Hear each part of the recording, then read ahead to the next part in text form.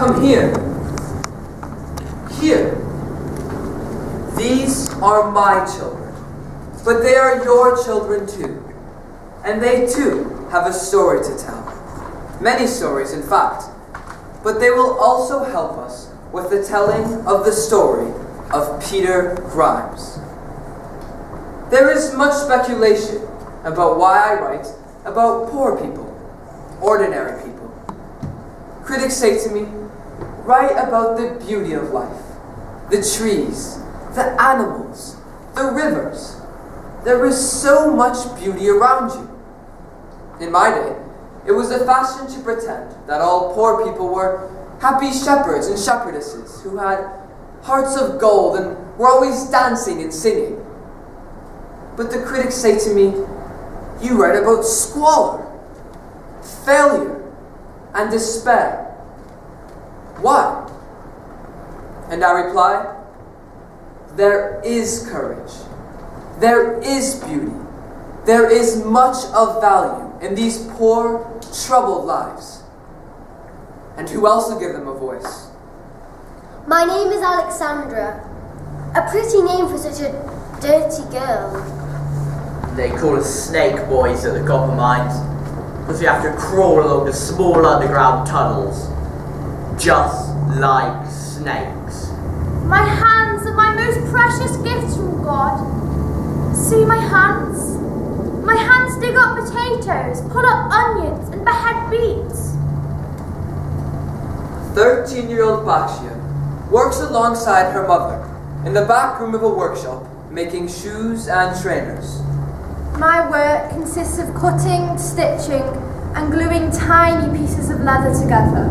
Her hands ache constantly. I spend my days in the mangrove swamps on the island of Espiritu Santo. Sometimes I feel as if I'm going to suffocate inside the pits because of the lack of air. I have to go deep into the mining pits by a rope, take what I've been ordered, and then return back to the surface. I spend my days delivering tools and bringing up used bottles of drinking water. The factory where I work is one of the many in the city of Agra, known for the world-famous Taj Mahal tomb. It's easy to picture tourists admiring all of her beautiful pairs of handmade leather shoes in all the towns and cities of Europe. Do you think they know anything about me and the other children like me? Working on the fields from dawn, on a good day, I can bring home £3. The factory where I work is not very safe. Heavy machinery and sharp tools lying everywhere. I spend 14 hours every single day in the mud on the beautiful island of Espiritu Santo. My biggest fear is getting trapped in the tunnels, left behind and forgotten.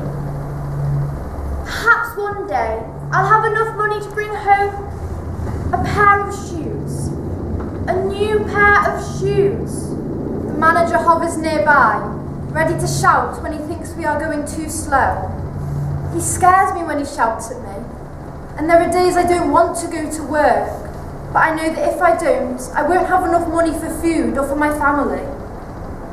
I didn't want to come to the UK. I wanted to stay in Romania. Back home, we used to go to church every Sunday, and always on Saints' days. My grandmother insisted on taking me with her. I didn't normally used to pay much attention to the sermon, but I do remember one in particular.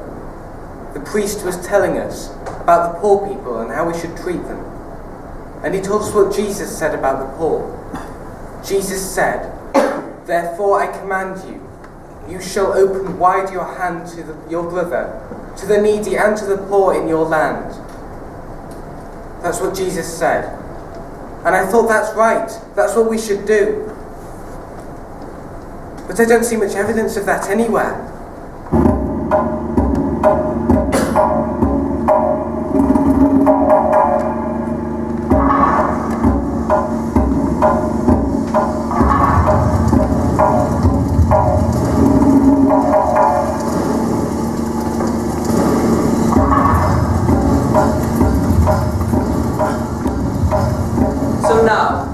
let us continue the telling of the story of Peter Grimes. Students, could you please help us by playing the part of the landlady of the tavern called the Boar's Head? Now lived young Peter in freedom, but debarred from constant pleasure, and he thought it hard. Hard that he could not, with every wish obey, but must a while relinquish ale and play.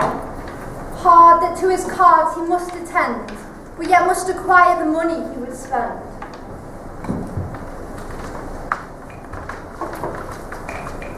What do you mean? No! No, that is what I mean, Peter. No more drink until you've paid your debts. What debts? Who cares about debts? Pay your debts and I will gladly serve you. But until that moment, I intend to have no business with you. I'm not the only one here who owes you money. Look around this inn. Abel Keane owes you money. He owes you. Probably owes you more than I do, so why then are you not refusing him? What Abel owes is trifling compared to your debts, Peter. You've not paid for any ale in the last 3 months. And that is my final word. Oh, damn you to hell!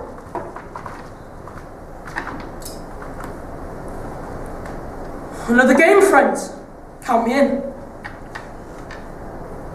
Come on, friends, make room for me. I know I don't have many resources at this moment, but you know me. My word is my bond.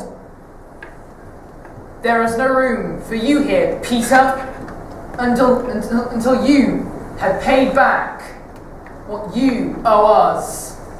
You too, my friends. I've expected better from you. Friends mean well, even when they hurt you.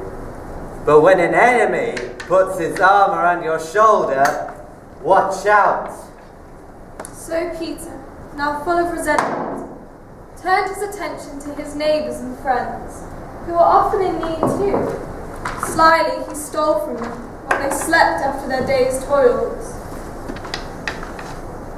With greedy eye, Peter looks on all he saw. He knows not justice, and he laughs at law. On all he marks, he stretches his ready hand. He fishes by water and filches by land. Oft in the night, Peter drops his oar, flees from his boat, and seeks prey on shore. Oft up in the hedgerow glides he, bearing on his back the orchard produce in a sack, or farmyard load tugged fiercely from the stack. And as these wrongs to greater numbers rose, the more Peter looked on all friends as foes. Peter? People want to help you, Peter. You must not be so suspicious of everybody. I don't need any help, not from the likes of these people. Peter, why don't you come to church on a Sunday, like you used to? Leave me be, do you hear me? I said leave me alone. I want nothing to do with you, odious hypocrites. I see you all of an evening, oh yes I see you. Your eyes in the trees, next to the greedy eyes spying on me. Are you not up the night outside? Track, track, track! Are you chattering like noisy jackdaws? Track, track, track! But I will not be enticed by your sleek, black soul!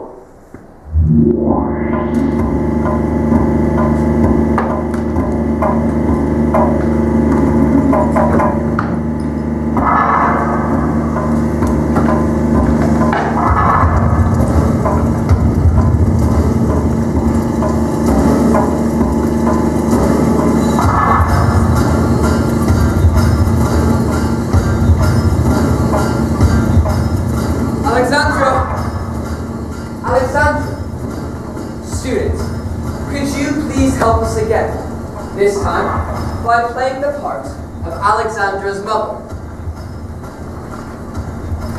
Please let me introduce my daughter. This is my daughter, Alexandra. My name is Alexandra. I'm 12 years old. Such a pretty name for such a dirty girl. Go on, Alexandra. Tell the ladies and gentlemen. Perhaps they're interested to know about us. My mother wakes me up at 4 o'clock in the morning. Every morning. This is my day. No time for school. I used to dream about the days I used to go to the local school, but that's not possible now. No time for breakfast, my beautiful daughter. She must collect together the things she will need during the day. A dozen cigars and these pills to keep her awake. I spend my days in the mangrove swamps on the island of Espiritu Santo, searching for mollusks, shells. My daughter only has one pair of shoes. There's no money for shoes. The cigars and the pills cost too much money. The cigars help to repel the mosquitoes. But when I run out of cigars, I have to put up with the insects that I search in the mud for the shells. When she returns from work, her body is almost always covered in bites. I spend 14 hours every single day in the mud on the beautiful island of Espiritu Santo. My daughter earns very little in one day. If I am lucky, I can collect 2 baskets with about £2. Alexandra has 7 younger brothers and sisters. She has no time to go to school or play with the other children. Anyway, I prefer not to play with the other children because they say I smell bad. But perhaps one day if you come to lie on the beautiful beach of Espiritu Santo, you'll see me. Little by little, my precious daughter has lost her self-esteem. Life for her seems like a tunnel with no exit. My name is Alexandra. I'm 12 years old. I'll be 13 on the 14th of July, 2018. Think of me on that day, please. When my mother died, I was very young, and my father sold me while yet my tongue could scarcely cry, weep, weep, weep. So your chimneys I sweep, and in soot I sleep. A little black thing among the snow, crying weep, weep, in notes of woe. Where is thy father and mother, say? Well, one is with God, and the other is far away. Because I was happy among the hearth, and smiled among the winter snow, they clothed me in the clothes of death, and taught me to sing the notes of woe. And because I was happy to dance and sing, they think they have done me no injury, and have gone to praise God, his priest and king, who makes up a heaven out of our misery. William Blake wrote that in 1790 he cared passionately about the mistreatment of children. Just read one of his poems. The International Labour Office of the United Nations states that child labour is work that deprives children of their childhood, their potential and their dignity, or work that is harmful to their physical and mental development.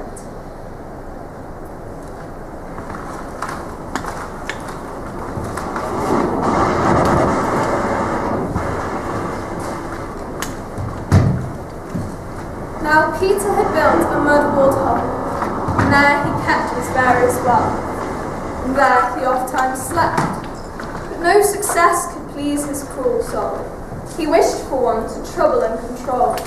He wanted some obedient boy to stand and bear the blow of his outrageous hand, and hoped to find, in some propitious hour, a feeling creature, subject to his power.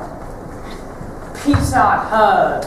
There were then in London Still have they being? workhouse clearing men who, undisturbed by feelings just or kind, would parish boys to needy tradesmen bind.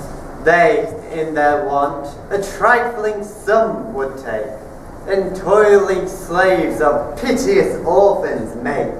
Such Peter sought, and when the boy was found, the sum was dealt, and the slave was bound. Some few in town observed in Peter's trap. A boy! A boy with jacket blue and woolen hat. He's got himself a workhouse lad, I see. Poor wretch. Feel sorry for him. Shouldn't be allowed. Hard work never killed me. But the boy is too young for such heavy work. Well, I was only the boy's age when I was put to work by my father, and it did me no harm. Yeah, but fishing is dangerous work. Out at sea in all weathers. Well, the boy should be grateful for his blessings. 2 meals a day, a bed to rest his weary head. I'd be grateful for that. Anyway, it's none of our business. That is true. Live and let live. Leave well alone.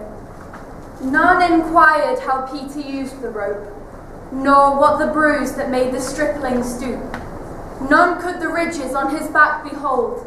None sought him shivering in the winter's cold. None put the question, Peter, dost thou give the boy his food? Would the lad must live? Consider, Peter, let the child have bread. He'll serve thee better if he stroked and fed. None reasoned thus, and some, upon hearing cries, said calmly, Grimes is at his exercise. Live and let live, that's my guiding principle. leave well alone. It's none of our concern. The boy was no relation of ours. but it should be our concern. This is happening in our own village. Remember what the Bible says. If anyone causes one of these little ones to stumble, it would be better for them all to have a large millstone hung around their neck and for them to be drowned in the depths of the sea. We cannot just ignore what's happening on our own doorstep. Live and let live. Leave well alone. It's none of our business.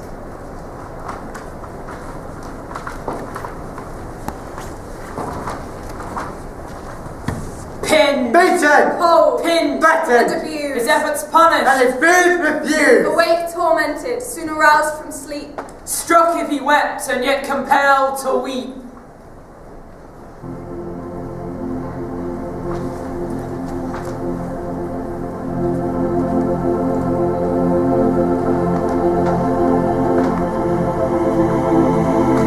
Children, come along.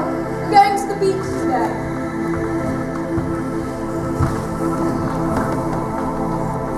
The sun does arise and make happy the skies. The merry bells ring to welcome the spring. Peter now had the power he ever loved to show, a feeling being subject to his blow. Peter, will you not let your workhouse boy join us here on the beach? Oh, leave me be! The skylark and the thrush, the birds of the bush, sing louder around to the bell's cheerful sound, while our sports shall be seen on the echoing green. Thus lived the lad, in hunger, peril, pain, his tears despised, his supplications vain. Old John with white hair does laugh away care, sitting under the oak among the old folk.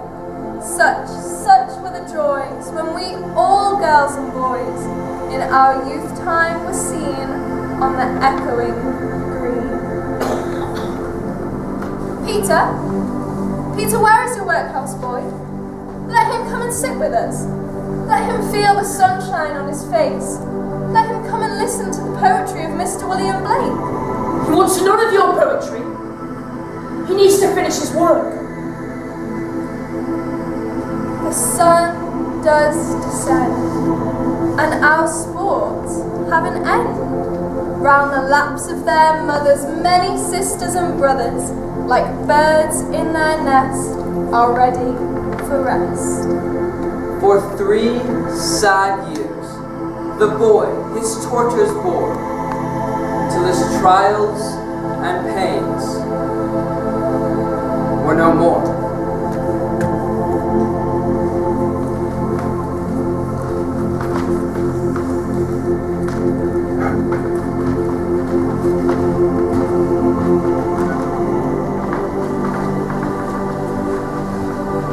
When you hear about child labour in the newspapers, on the internet, or on television, what do you imagine?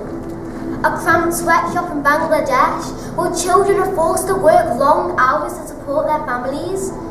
Children being exploited in third world countries? Or do you think of the hundreds of young people who live and work in our communities here in the UK? We tend to ignore child labour going on right under our noses. We don't imagine that children could be working in our factories. But think again. For example, it's children like Peter's boys, from broken homes, those in care, those with no one looking out for them. They are targeted, lured by promises of money, presents, attention, and are forced to carry drugs from the cities to the suburbs.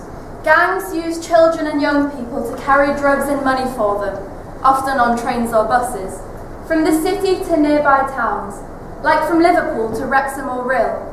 Children as young as 12 are recruited, often using social media. They choose innocent-looking ones who won't be stopped by the police, and it's called the county lines. Fredek is from Romania. I wanted to make a new start. My friend said I could earn £2,000 a month working in a factory in the UK. Fredek felt he had nothing to lose, so eventually he agreed to go.